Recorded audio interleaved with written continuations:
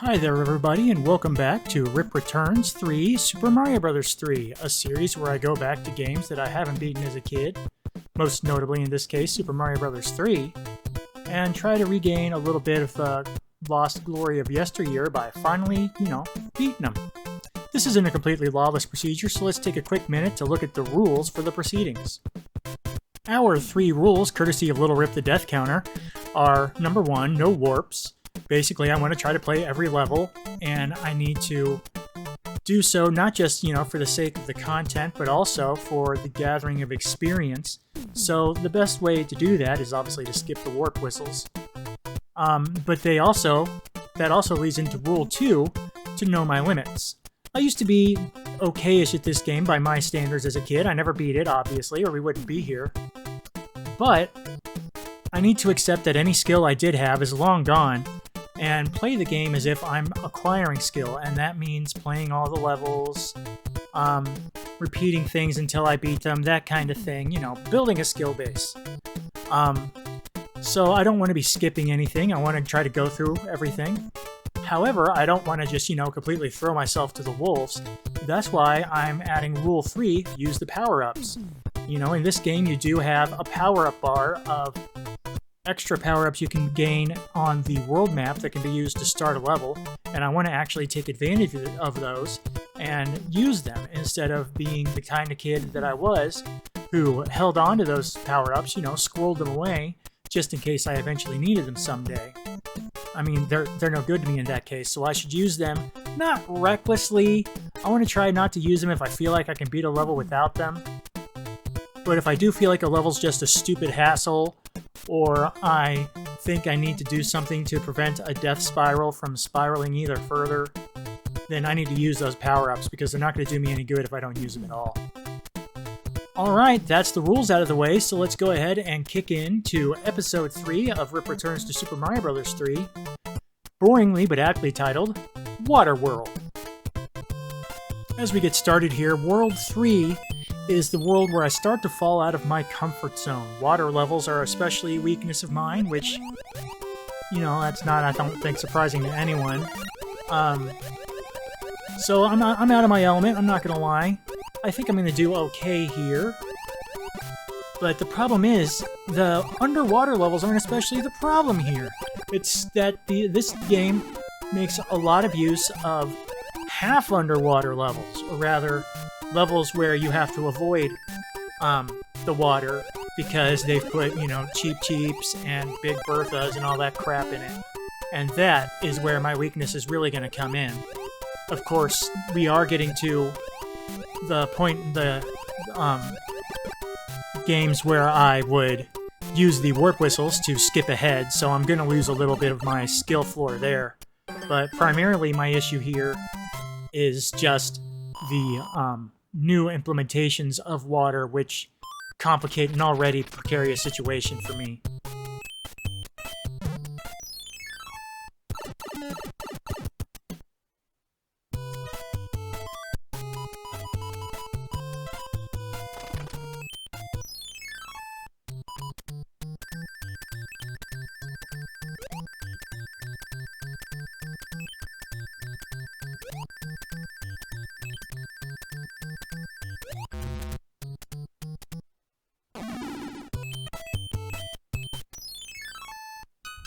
See, this right here is what I'm talking about.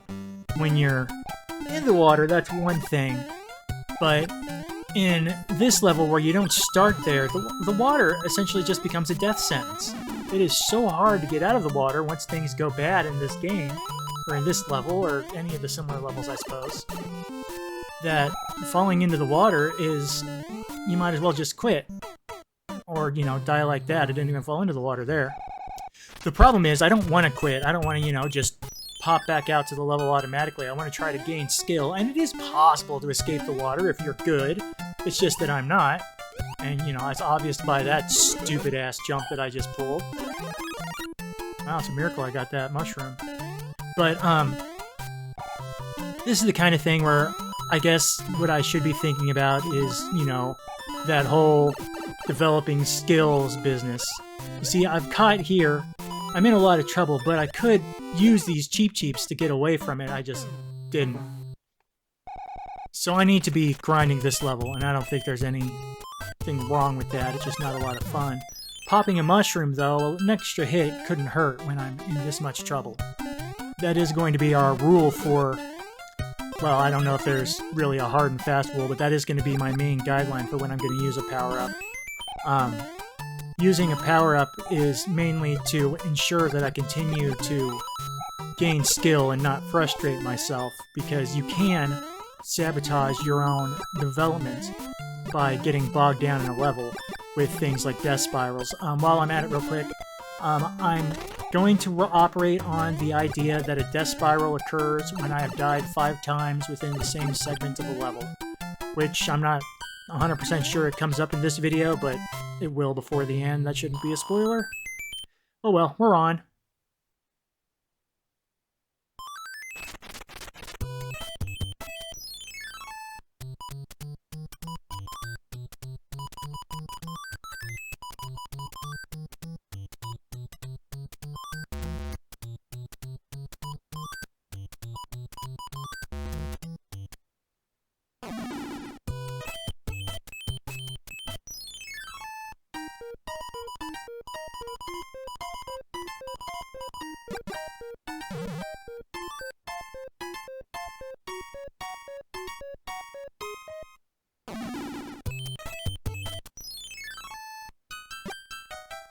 And more half-water nonsense, and look who it is. Big Bertha. I think it's called Big Bertha. I don't care, that's what I call it. Yeah, not a great scenario. Fish catches you, you die. I mean, if you've never played this game or any of the other Mario games that have the big fish in it, the fish catches you, you die, and it does come back. It's like a Lakitu in that regard. Oh, and by the way, it's not like the fish has to catch you wholeheartedly. The fish nibbles your toes. Oh, yeah, that basically, but even if the fish catches your toes, you die. That was... let's call that suboptimal. Alright, let's take another quick stab here. Oop. Oh, that's just embarrassing.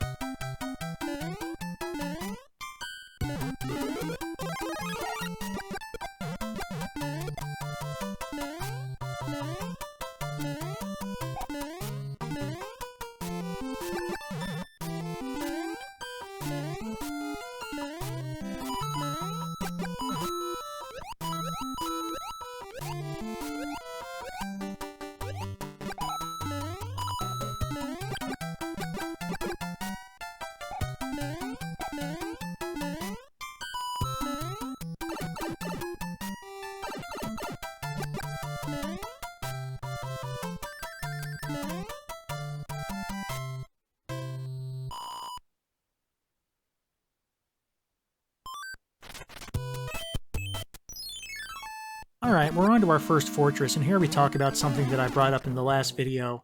This game is much more complex than the earlier games in its implementation of bonus and secondary areas. I think it's easiest to think about in Mario Maker terms.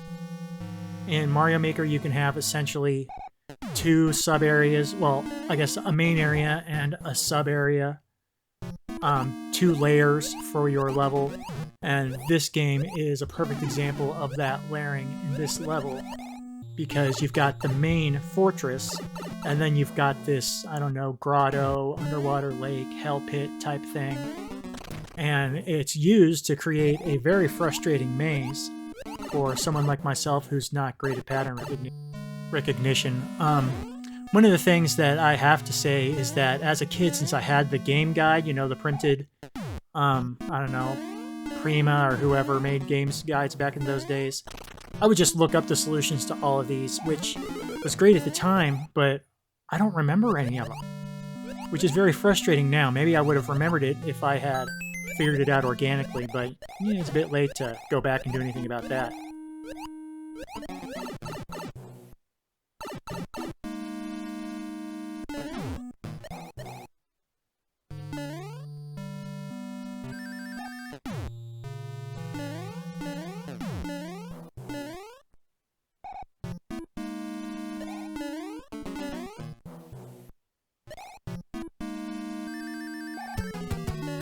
And another quick run through Boom Boom.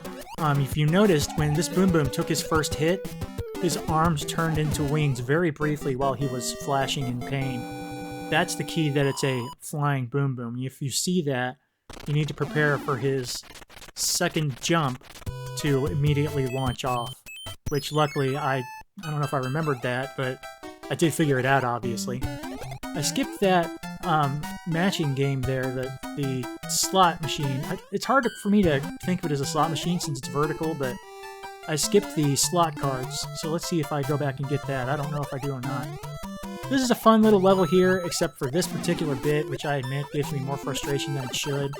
All you really need to do is take a full bore jump off of that. Ooh, wow, that's really bad.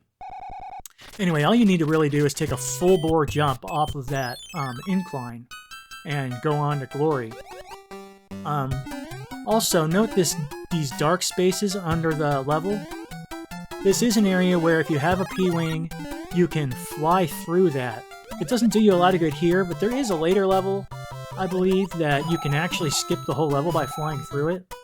I don't take advantage of it because I don't like using my P-Wings unless it's a last resort. There are a few particular levels that I'm like, yeah, you know what, screw this. And I will use a P-Wing, but those are the ones that I'm most likely to hold on to. Whereas I couldn't care less about a Jugum Cloud or a music box. So, it's not the kind of thing I'm going to take advantage of, but it is something that they've added, and it's just another neat layer to the games, just like ducking through the white blocks, which I still to this day try to duck through a white background element if I see it in Mario.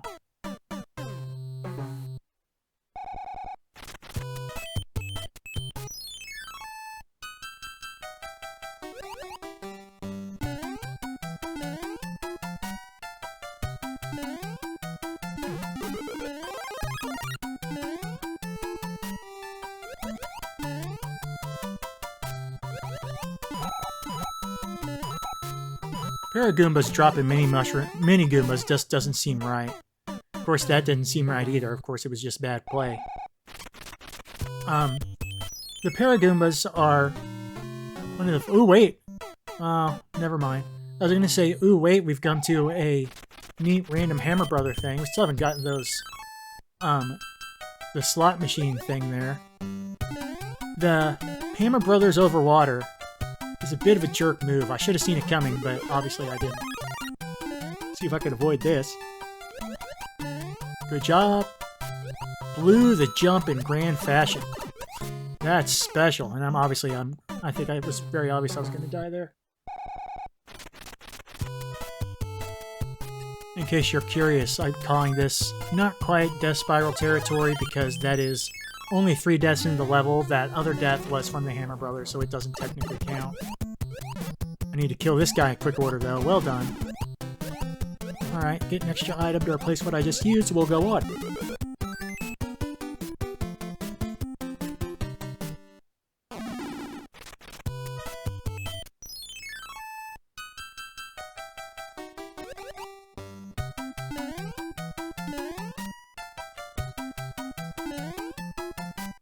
Really, the key to progress in this level is just nailing this upcoming jump here.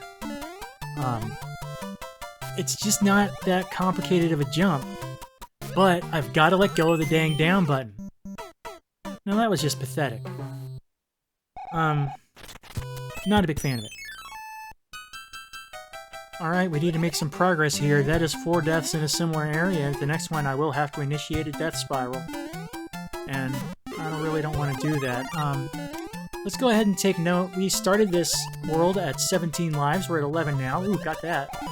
Still in the Death Spiral region, though, I think, until we get past this.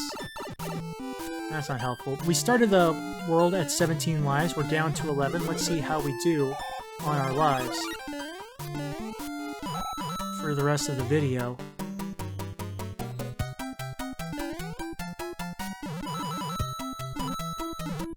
Alright, we're in the Lakitu section. Let's see if we get the one up. That's nice. But since we're in the Lakitu section, I think we are out of Death Spiral territory. Of course, Lakitu is always his own Death Spiral generator, so still have to watch out for that. But we are home free. Get the star. Got the star. Alright, we could use a 5 up there, I tell you what. And I think we're going to finally go around and get that. Yeah, there we go. Let's see if we can get some extra lives here. I don't think we will. The star, I don't even know if I should be going for the star on this, frankly. I don't manage to get the star with any regularity until I just use rewind to manipulate the hell out of the system in this game. Also, let's remind ourselves, I don't have any strategy for here. I just go with whatever section of my body I think is malfunctioning the most at the moment. As a runner, it's not hard to find a side of my body, or, you know, straight up the middle that hurts. So it's not an ineffective strategy. It was more effective than losing my leaf like an idiot like that. Jeez, I'm crook.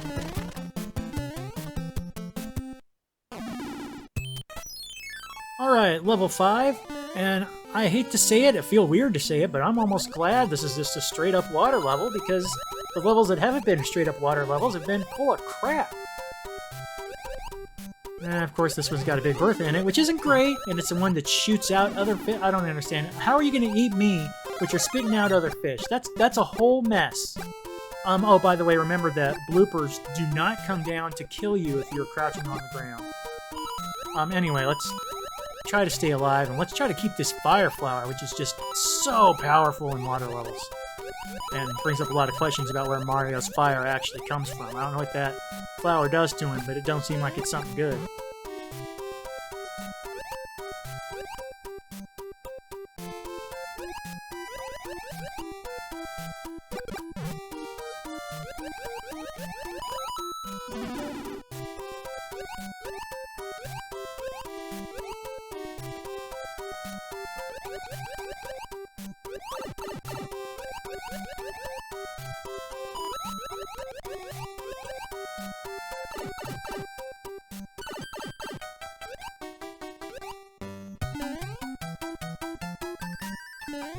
And big star. That's 5 lives. We're back up to where we started at. That ain't not bad.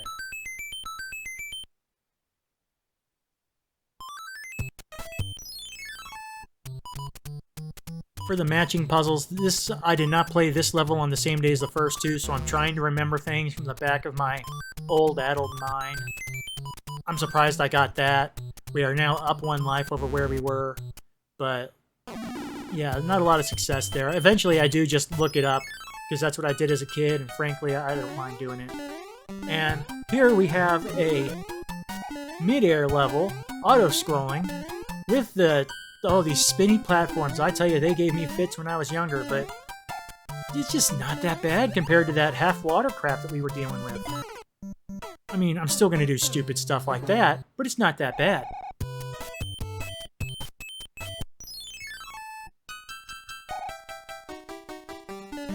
The two big things to remember in this level are to wait on the spinny platforms, and also that donut blocks are not... Whoa!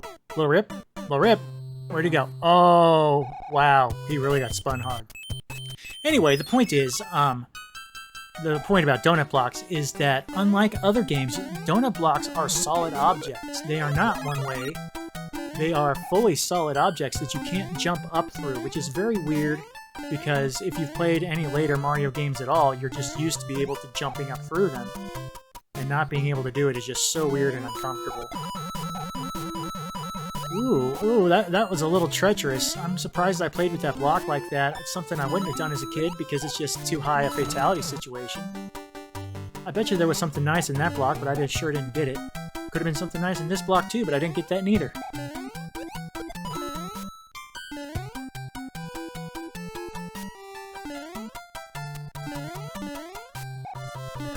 ice blocks are something that are going to come up more later in my playthrough. But I have to admit, I don't remember them being as frustrating as I find them here. Maybe I didn't use them enough because I found them, I don't know, precarious. More precarious than jumping off a donut block like a moron, perhaps. But, I was really surprised when it melted in my hand so quickly. I did not remember that being the way it worked. So I don't know, you know, like I said, I don't know if that's because I didn't use them a lot, or because I'm just that far out of shape. Ooh, almost got tossed there again. I don't know if Little Rip can handle another one. And he's smarting off at me. That's just great. I don't know what else to say here, except that that was stupid. Let's see if I can hit myself with an ice block in the face now. Maybe that'll help things out. I really wish I had tried to get one of these other boxes with this shell. I mean, I knew that there was no point in running off there like an idiot. Anyway, I knew there was no point in going for the box that I did get, so I wish I had tried some other ones.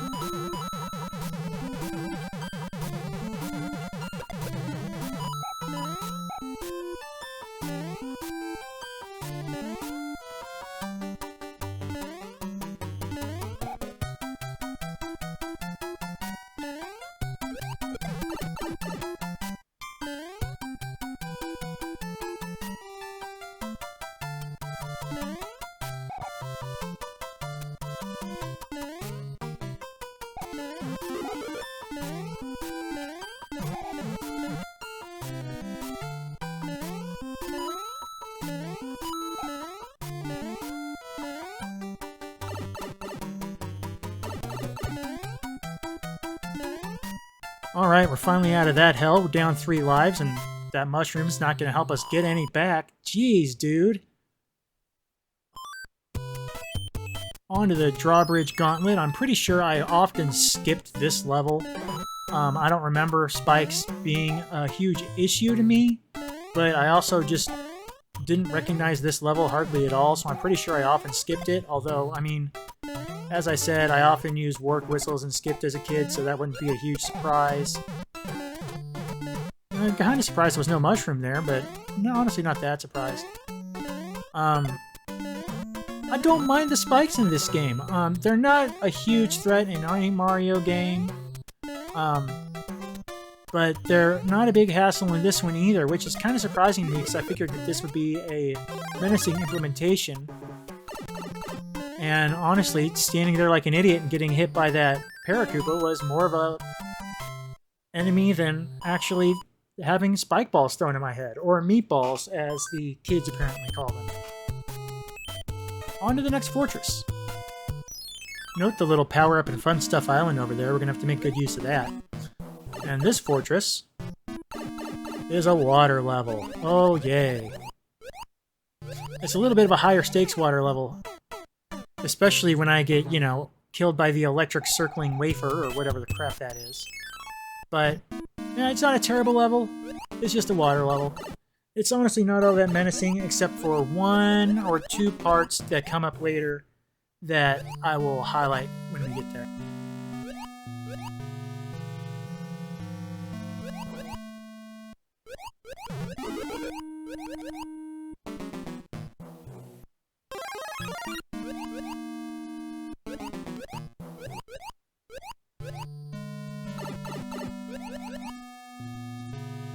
Alright, we are through the pipe, and now we are to what I call bull crap. That right there is some bull crap, in my opinion. It's a way to introduce me to an enemy. It's not a good way, in my opinion, but it is a way to introduce me to the new, I don't know, Barbu?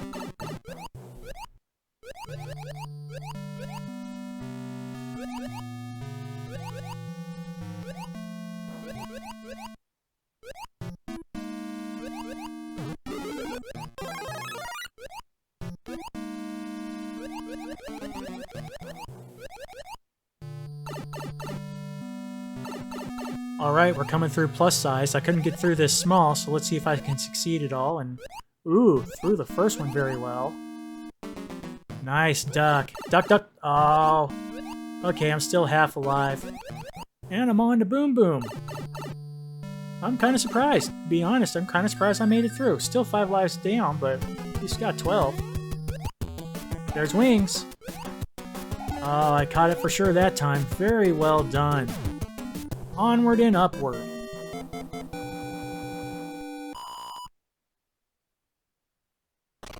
Alright, we've got a spare moment, so let's take a detour and try to pick up some 1-ups and such. And we went for the star. We know that's a bad idea. And we're not going to get anything out of this. But we've still got some more chances, and if we go all the way around to the canoe way down at the bottom of the screen there. Yeah, I was going for it. Alright. Let's whip around.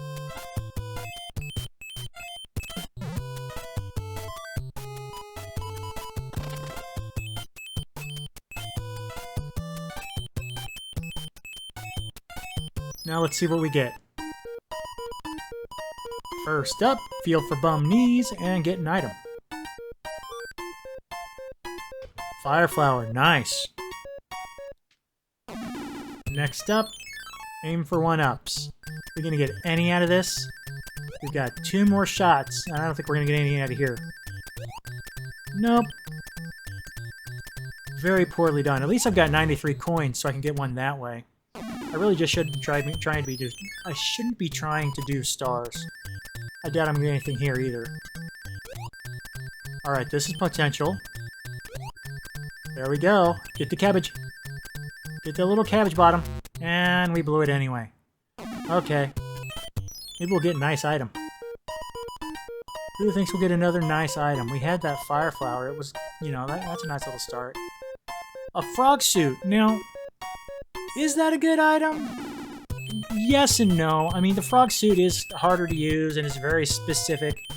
It is a good way to absorb a hit if you really need to. It may not be the most universally necessary item, but it's something for certain situations, so it's not terrible. It's not, you know, a Hammer Brothers suit, but it's something. And obviously, speaking of something, boy, this level's something. These blue blocks, they always remind me of, you know, those thick fogged glass blocks that they make, like the big thick ones for decoration. My dad is a pool builder, like not, you know, he doesn't own a pool company or something. He's literally a fixture plumber who has been building pools for, I don't know, 30, 40 years at this point. And in really nice pools, they'll use those and put light effects behind them, and I just always thought they were an especially neat thing. A lot more neat than being eaten by a giant fish. So that's just, you know, that's just a random thought that always pops up when I see those blocks.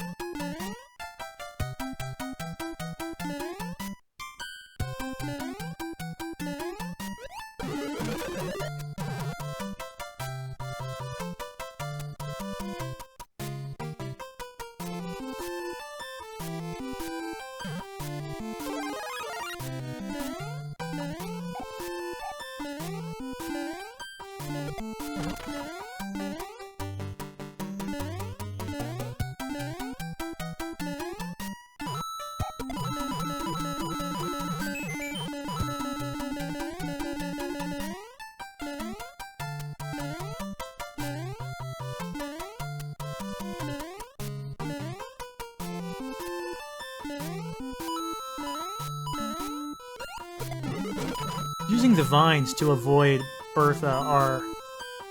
I'm going to keep calling her Bertha. I don't remember if that's her real name or not, but using the vines to avoid the fish is a fun little thing that I don't really mind.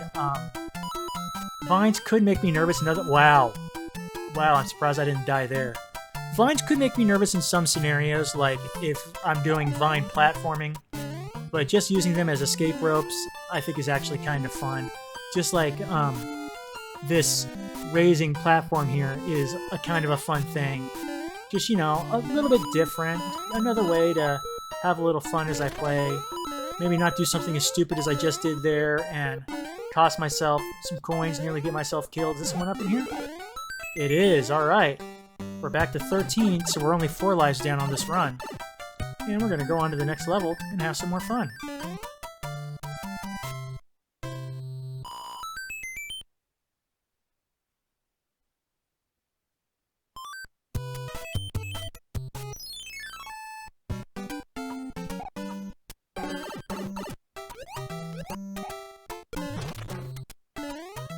So obviously now we're finally onto a, no ridiculousness level.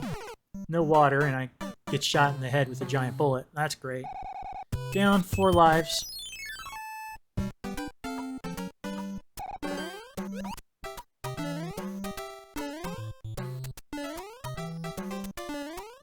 This is kind of hectic, isn't it? I do, every time I see a white platform, I do hesitate and wonder whether I should duck behind it. I don't want to, though, because I don't know that it actually has any benefit. So, since I'm not trying to skip, anything, I don't want to dive down there and end up putting myself in a spot where I have to rewind an unintentional skip. I do want to get away from that bomb, wow! And this is a little unnecessary on my part. I could have just gone through and gotten the power up from the other side, but I am going to get it, that's something. I have a terrible time getting blocks that aren't on the ground. You'll see right here, I got the one, and now I'm just struggle bussing to get to that second one. And now it's going to cost me 1 up. Oh no, there's no way I'm going to catch up to that. Everybody wave bye-bye.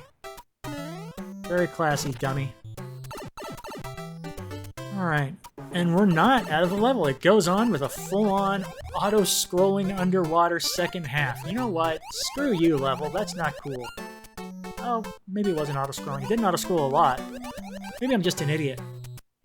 Actually, now that I look at it, this may be one of those levels that is a full 2-part construction, where I could have gone around and entered this part of the level earlier on. I don't know that I would have wanted to, but it looks like I could. Yeah, this was definitely one of those levels where you could do that. And now I may be able to get something out of it, though I don't know how I would get to it. No, nothing there. Basically, I just lost some time and hurt myself by doing that. Not great, but it does go back to my point about the increased complexity of the levels, which is always fun, if not frustrating and challenging. And a death. Okay.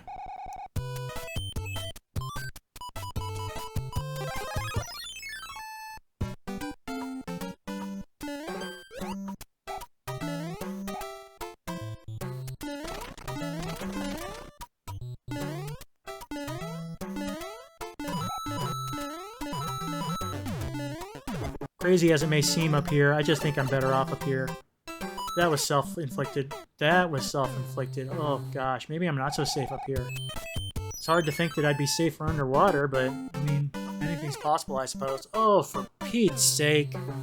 I don't know how I do Death Spiral in this one, since it's a whip-around level. Let's go ahead and say I'm a 3 of 5 lives for the Death Spiral, and see if this Fire Flower can't get me out of it.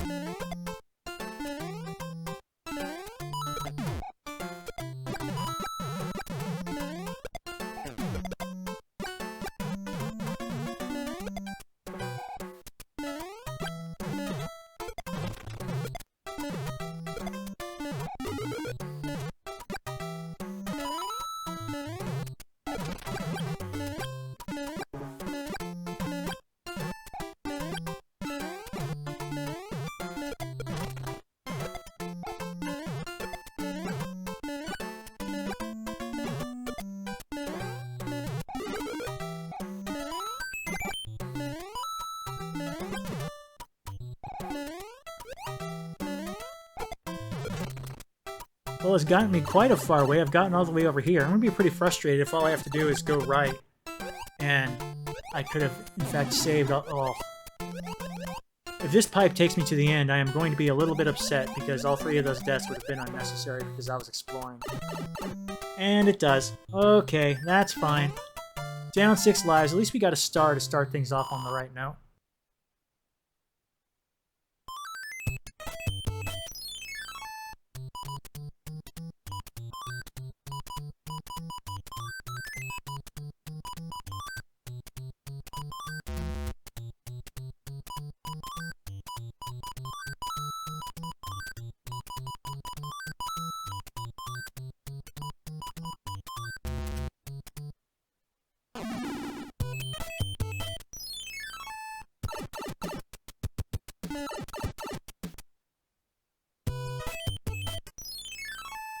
And it's Peanut Butter Castle time, and it looks like we've got, I don't know, a Kappa? Well, I'm going to assume he's a Kappa, because that certainly isn't a Koopa. I wonder if Koopas and Kappas are related.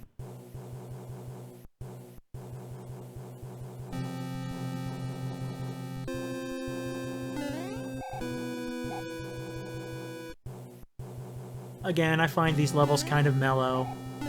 I think the slow pace is really helpful. And it is kind of interesting to go back to a level that, by its sheer existence, felt challenging when I was a kid, and now just feels kind of nice. Familiar, I guess you could say. Ooh, that, yeah. I was lucky to get that in the first place. I'm not too surprised I lost it. Ah, the spinny jumpy nuts. I love these so much. I just thought they were such a cool idea that you can manipulate the platform by falling into fire. Anyway, I think they're really neat. It turns out most of the time they're really not necessary, and perhaps even not advisable to use in the game. At least, you know, according to the anecdotal style experience I've picked up watching people play it, but it doesn't matter. We're on to Wendy. Let's take care of... Let's get smacked in the face by Wendy. Holy cow. I didn't even die to the first two Koopas.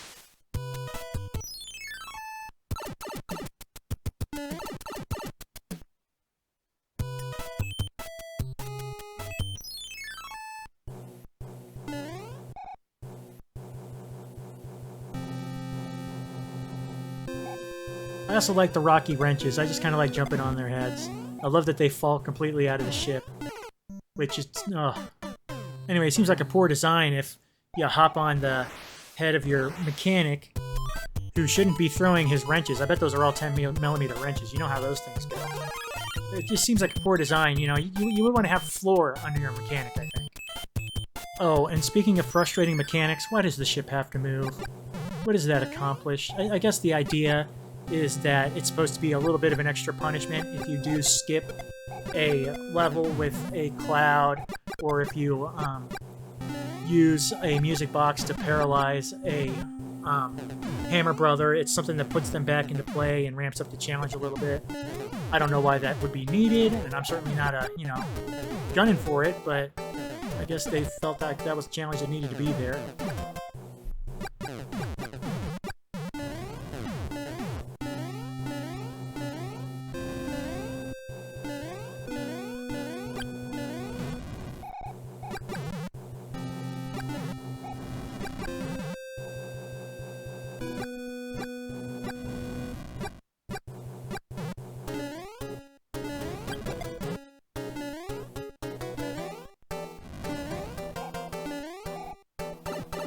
Alright, let's get revenge on Wendy. I don't know if you can kill them with fireballs or not.